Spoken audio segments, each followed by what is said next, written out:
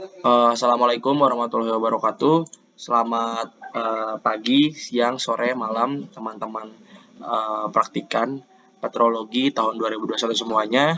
Pada kesempatan kali ini kita masuk ke dalam materi praktikum petrologi acara 8 mengenai batuan metamorf non-foliasi. Outline pada praktikum kali ini ada 4. Yang pertama ada definisi, yang kedua ada tekstur, yang ketiga ada penamaan, dan yang keempat ada contoh sampelnya nanti. Nah, objektif pada praktikum kali ini kita berusaha mengenalkan berbagai macam jenis batuan metamorf, non-foliasi, dan mengklasifikasikannya berdasarkan skema UGS.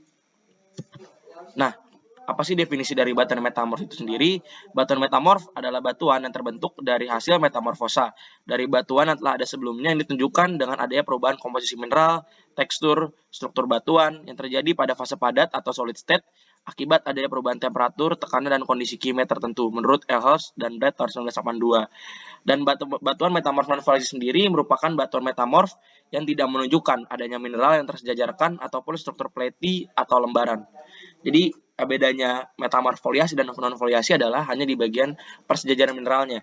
Jadi kalau batuan metamorf non-foliasi ini tidak terlihat atau tidak ada atau tidak menunjukkan adanya persejajaran mineral seperti itu. Nah, berikut merupakan beberapa tekstur non-foliasi yang akan kita pelajari pada praktikum kali ini. Yang pertama ada relik, yang kedua ada kataklastik, yang ketiga ada diablastik, dan yang keempat ada granofelsik. Nah, kita masuk pada tekstur yang pertama, yaitu tekstur relik.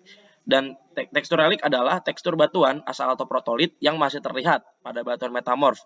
Contoh batuan yang dinamakan berdasarkan protolitnya adalah metasandstone, yaitu terdapat batuan asalnya atau batuan atau protolitnya adalah sandstone. Sini terlihat merupakan batuan metamorf yang memiliki protolitnya sandstone. Selanjutnya merupakan tekstur kataklastik. Tekstur kataklastik merupakan tekstur non-foliasi yang dibentuk oleh pecahan atau fragmen batuan atau mineral yang berukuran kasar.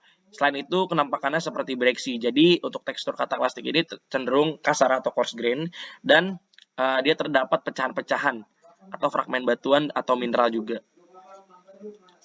Yang ketiga ada tekstur diablastik. Tekstur diablastik adalah butiran mineral asikular atau pleti yang tidak sejajar dan tersusun secara radiating atau berorientasi secara acak. Menurut Alex Strykerson, ini yang merupakan tekstur diablastik.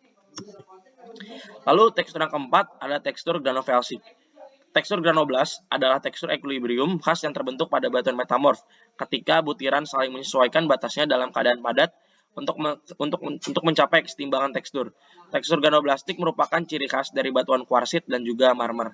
Jadi tekstur granoblastik ini biasanya itu merupakan ciri-ciri dari batuan kuarsit atau marmer.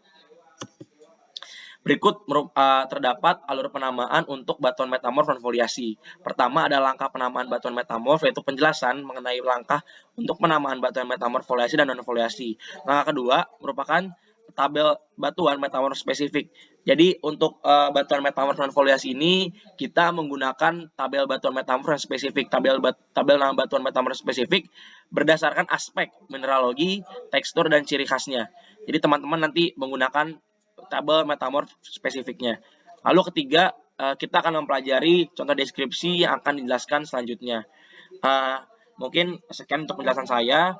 Selanjutnya akan dijelaskan oleh partner saya, Nova. Terima kasih. Oke, saya lanjutkan.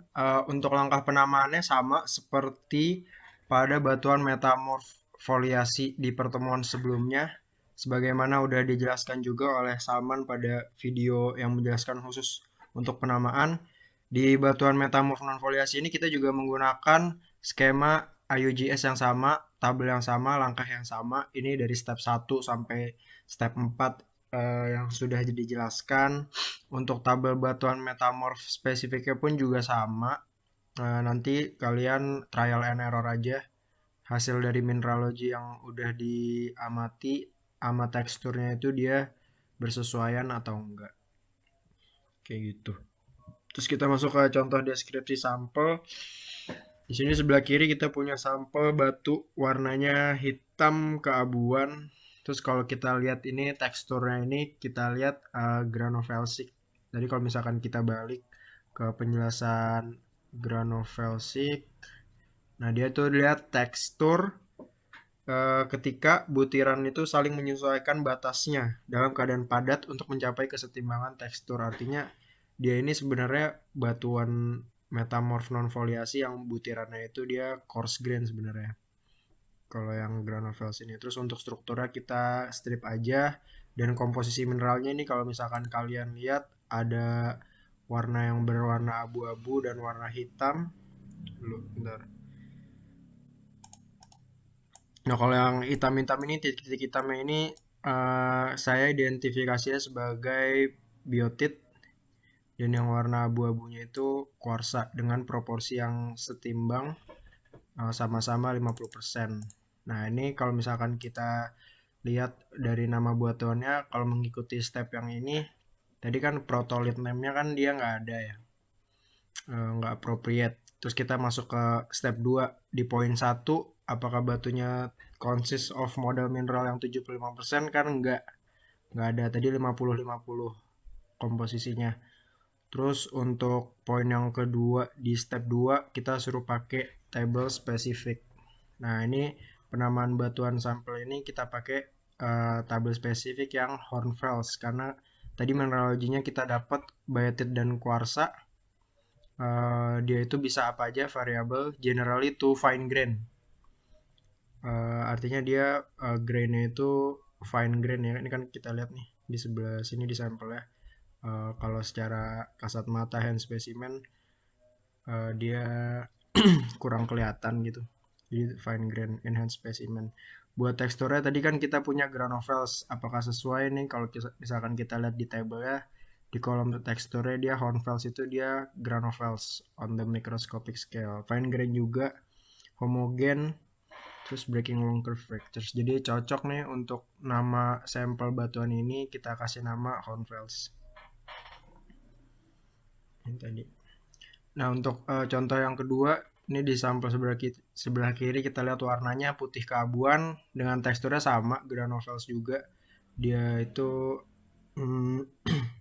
teksturnya non foliasi fine grain. Terus buat komposisi mineralnya ini dia itu karbonat sebenarnya protolit ya, dari kalsit atau dolomit CaCO3 atau CaMgO3. Nah, dia ini komposisinya dia 100%. Kalau misalkan kita lihat di tabel spesifik, ini masih salah nih, bukan kata klasite, harusnya marble.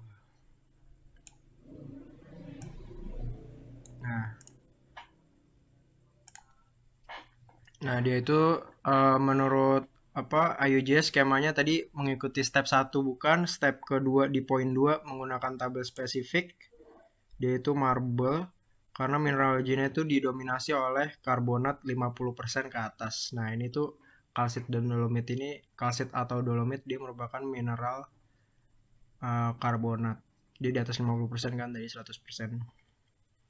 Nah, dia juga mungkin aja kalau misalkan di batuan tadi itu sampelnya misalkan terdapat kuarsa atau epidot atau diopsit, talc dan lain-lain, itu bisa juga.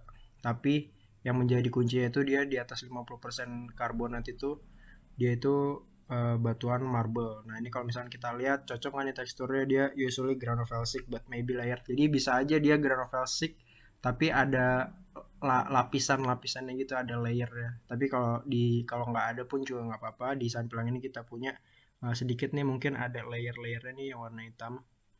Nah, jadi antara mineralogi dan teksturnya cocok. Jadi berdasarkan skema IUGS menggunakan tabel spesifik, kita dapati sampel yang kedua ini namanya adalah marble.